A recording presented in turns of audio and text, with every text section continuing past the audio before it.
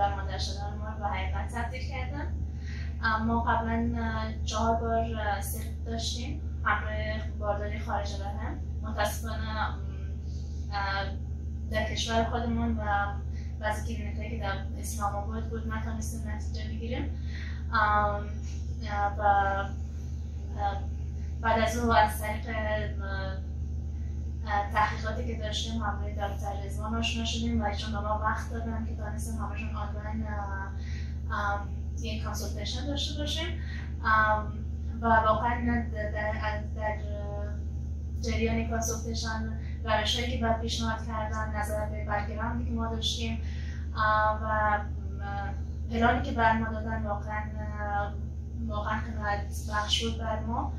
چون تجربه بعدی که از جای دیگه داشتیم بود که یک روش رو برای همه مریضانشون تطبیق میکردن و واقعا فلکسیبل نبودن نظر به کاندیشنی که نظر به شرایطی که هم بیمار داشت نمیخواستن فلکسیبل باشن و این واقعا باعث میشد هم وقت ما از دست رفت و هم متاسفانه که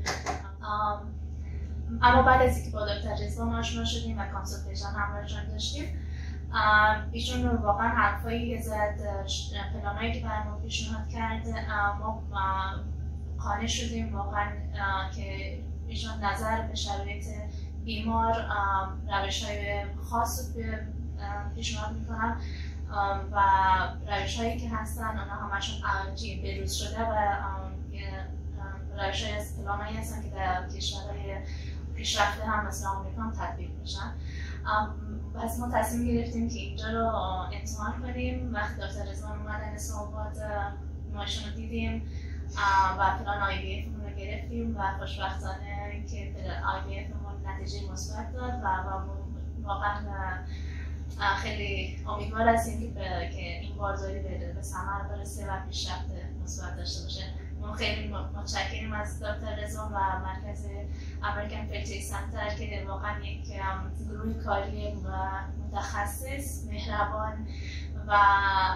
سپورتیو هستن که هم نه تنها از نظر پزشکی بلکه از نظر روحی هم واقعا به بیمار کمک میکنن و